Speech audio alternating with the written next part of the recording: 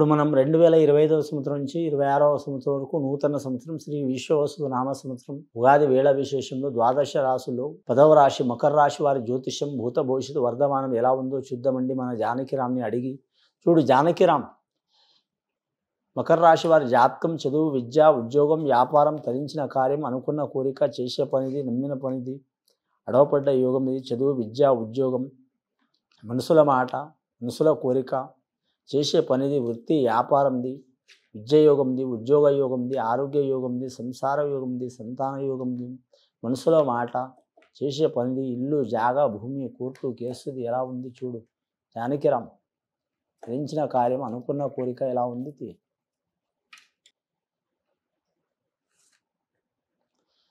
ముఖ్యంగా మకర రాశి వారి జాతకంలో చెప్పాలంటే అండి, వనదేవతలు వచ్చారు, సమ్మక్క సారక్క దేవతలు వచ్చారు. చాలా పవర్ఫుల్ దేవతలు, అందరూ పవర్ఫుల్ దేవతలే. కానీ మీరు వనదేవతలు, సమ్మక్క సారక్క దేవతలు, అలాగే షిరిడి సాయిబాబా వచ్చిండు. ఇది జాతక బలానికి.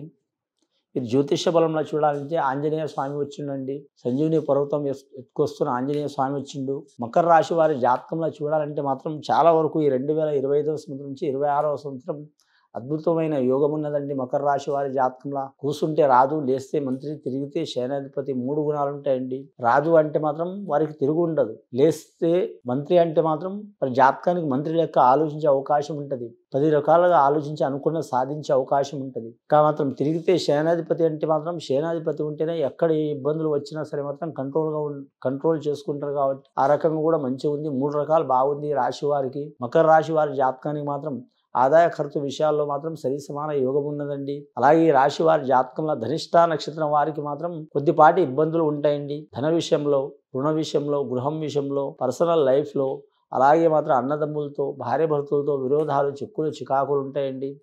అలాగే శ్రీ వెంకటేశ్వర స్వామి జన్మించిన నక్షత్రం, వెంకటేశ్వర స్వామి జన్మించిన నక్షత్రం శ్రావణ నక్షత్రం వారికి చాలా శుభ ఫలితాలు ఉంటాయండి. వారి పేరు మీద వారు ఖచ్చితంగా మాత్రం ఆ తిరుపతి వెంకటేశ్వర స్వామిని అప్పుడప్పుడు దర్శనం చేయటం మంచిది.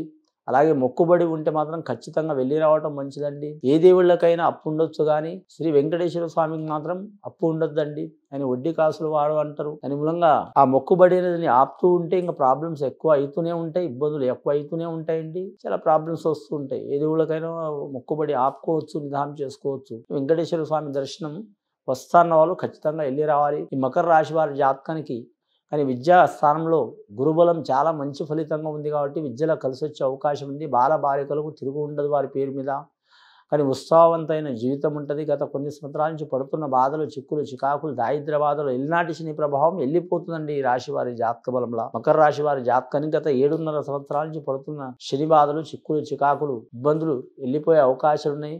కానీ వెళ్ళిపోయే టైంలో శనీశ్వరుడు మాత్రం ఈ శనిగ్రహం అనేది మాత్రం మంచన్న చేస్తుంది, చెడన్న చేస్తుంది అనేది ఒక వాక్యం ఉందండి. చాలా వరకు మంచినే కోరుకుందాం. ఎవరైనా సరే పాజిటివ్ కోరుకోవాలి, కానీ నెగిటివ్ కోరుకోవద్దు. ముఖ్యంగా మనం జ్యోతిష్యం చెప్పేవారు కావచ్చు, ఎవరైనా సరే మాత్రం సరస్వతి పలికేవారు కావచ్చు. కానీ మాత్రం వీరి జాతకం మాత్రం ఎన్ని ఇబ్బందులు వచ్చినా తట్టుకునే శక్తి ఉంటుంది మకర రాశి వారికి. ఎందుకంటే వీరికి అంతర్దశ, అలాగే మాత్రం శనీశ్వరుడు శని అధిపత్యంలో ఉంటాడు. కాబట్టి మకర రాశి వారికి వీరికి ఓపిక చాలా ఉంటుంది, కోపం కూడా చాలా ఉంటుంది.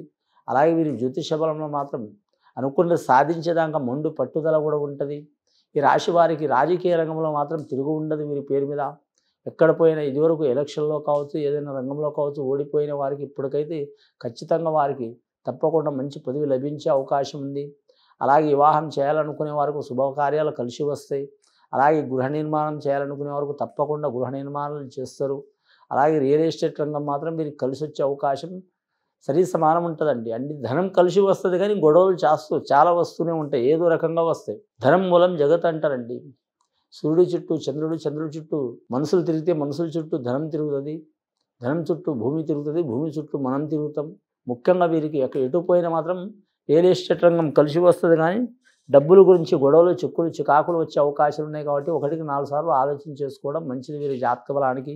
వాహన వ్యాపారం చేసేవారు, ఎలక్ట్రానిక్ వ్యాపారం చేసేవారు, అలాగే గృహ నిర్మాణ వ్యాపారం చేసేవారు, అలాగే వీరి జ్యోతిష్య బలంలో చూడాలంటే మాత్రం ముఖ్యంగా మాత్రం వ్యాపారం అంటే కొన్ని వేల రకాల వ్యాపారాలు ఉన్నాయండి. వస్త్ర వ్యాపారం ఉన్నది, అలాగే మాత్రం మన రెస్టారెంట్ వ్యాపారం ఉన్నది, అలాగే కిరాణా షాప్ వ్యాపారాలు ఉంటాయి, లిక్కర్ వ్యాపారం ఉంటుంది, డీజిల్ ఆయిల్, స్టీల్ రంగం వ్యాపారం, సిమెంట్ వ్యాపారం, అలాగే మన గ్రైనైట్స్ వ్యాపారం, ఇటుక వ్యాపారం, ఇసుక వ్యాపారం, చాలా వరకు వ్యాపారాలు కలిసి వచ్చే అవకాశాలు ఉంటాయి. గవర్నమెంట్ ఉద్యోగం ప్రయత్నం చేస్తున్న వారికైతే ఖచ్చితంగా మంచి ఫలితాలు ఉంటాయండి. అది కేంద్ర పరంగా కానీ కావచ్చు, రాష్ట్ర పరంగా కానీ కావచ్చు, కలిసి వచ్చే అవకాశం ఉంటుంది. ఏరే దేశం ఏరే రాష్ట్రం వెళ్ళాలనుకునే వరకు తిరుగు ఉండదు ఈ రాశి వారికి. కానీ ఉత్తరాషాఢ నక్షత్రం వారు చాలా జాగ్రత్త ఉండాలంటే రవి మహర్దశ జాతకం, చంద్ర మహర్దశ జాతకం వారిది కాబట్టి మాత్రం ఉత్తరాషాఢ నక్షత్రం వారు చాలా జాగ్రత్తలు పాటించాలి. ఆ రాశి వారు ఖచ్చితంగా మాత్రం ఎవరికి పూజ చేసినా చేయకపోయినా మాత్రం శివుడాగ్ని లేనిది చెమైన కుట్టదంటారు కాబట్టి శివుడిని పూజ చేయాలండి. ప్రతి సోమవారం కానీ లేదా ఏకాదశి తిథి రోజు కానీ, మాస శివరాత్రి తిథి కానీ, పౌర్ణమి తిథి రోజు కానీ ఖచ్చితంగా, లేదా మంగళవారం రోజు కానీ పూజ చేయటం చాలా మంచిది. అందులో ఆరుద్ర నక్షత్రం కలిసి వచ్చిన రోజైతే చాలా విశేషమైన ఫలితం ఉంటుందండి వీరి పేరు మీద. అలాగే వీరి జాతక బలానికి చూడాలంటే మాత్రం వివాహం కాని వారికి వివాహ బలాలు కలిసి వచ్చే అవకాశాలు ఉంటాయండి. ఇష్ట ప్రకారం వివాహం చేసుకోవాలనుకునే వారికి తిరుగు ఉండదు. అలాగే పెద్దల ప్రకారం వివాహం చేసుకోవాలనుకునే వారు కూడా కలిసి వస్తుంది. అలాగే ఇదివరకు ఆల్రెడీ సంబంధాలు మాట్లాడుకున్న వాళ్ళు, గొడవలైన వారు, అటొక దిక్కు ఇటుకొక దిక్కు అయిన వారు కూడా మాత్రం ఆ గొడవలు సంసిపోయి కలిసే అవకాశం ఉంటుందండి. అలాగే గవర్నమెంట్ ఉద్యోగస్తులు మాత్రం 70% చాలా వరకు కలిసి వస్తుందండి. ఏ డిపార్ట్మెంట్ వారికైనా సరే 30% మాత్రం ఇబ్బందులు, చిక్కులు, చికాకులు తప్పవండి. ఈ రాశి వారికి నవగ్రహాల్లో మాత్రం 7 గ్రహాలు అనుకూలంగా ఉన్నాయండి, 2 గ్రహాలు అనుకూలంగా లేవు. వీరి జాతక బలానికి ఏది చేసినా పట్టిందల్లా బంగారం అన్నట్టు ఉంటుందండి. ఈ మకర రాశి వారి జాతకంలో చూడాలంటే అండి మొసలి స్వభావం, నీటిలో మొసలి ఎంత బలం ఉంటుందో అంత బలం ఉంటుంది. అలాగే వీరు బయట మానవులు కాబట్టి బలం చాలా ఉంటుంది. అలాగే మాత్రం మనోబలం కూడా ఉంటుంది, శారీరక బలం ఉంటుంది. కానీ మాత్రం లాస్ట్ వరకు ఓటమిని ఒప్పుకొని రాశి వీరిది. ఈ రాశి వారికి చాలా శుభ ఫలితాలు ఉన్నాయి. అలాగే మేడారం అమ్మవార్లు వచ్చిండ్రు, సమ్మక్క సారక్క దేవతలు వచ్చిండ్రు. వీరైతే అమ్మవార్లను కూడా దర్శనం చేయడం చాలా వరకు మంచిదండి. ఇప్పుడు కాకపోయినా ఎప్పుడైనా మీరు దర్శనం చేస్తే చాలా వరకు మంచిది. అన్నదానం, గోదానం, భోదానం, సువర్ణదానం, వస్త్రదానం ఏదైనా చేస్తే చాలా వరకు మంచిదండి. అలాగే కొందరికి మాత్రం సంతాన బాధలు ఉంటాయి, కొందరికి పర్సనల్ లైఫ్ బాధలు ఉంటాయి, కొందరికి ప్రేమ విషయం బాధలు ఉంటాయి, కొందరికి చాలా కాలం నుంచి మానసికంగా చిక్కులు ఉంటాయి, కొందరికి నమ్మించి మోసం చేసిన వారు బాధలు ఉంటాయి. ఇలాంటి బాధలు, చిక్కులు, చికాకులు ఉన్నవారు ఆంజనేయ స్వామిని దర్శనం చేయడం మంచిది. చాలా వరకు 9 వారాలు కానీ, 18 వారాలు కానీ, 27 వారాలు కానీ ఆంజనేయ స్వామిని పూజ చేయడం, ఆకు పూజ చేయడం చాలా వరకు మంచిదండి. శని మంచి స్థానంలో వస్తున్నా కూడా మాత్రం వెళ్తూ మనం మంచి జరగాలి, మనతో పాటు ఆ రాశి వారితో చాలా వారికి మంచి జరగాలనుకుని మాత్రం శనీశ్వరుని పూజ చేయడం కూడా మంచిది. శనివారం, అలాగే వీరి జాతకానికి చూడాలంటే సోమవారం, అలాగే మంగళవారం వీరు నియమం పాటించడం మంచిదండి.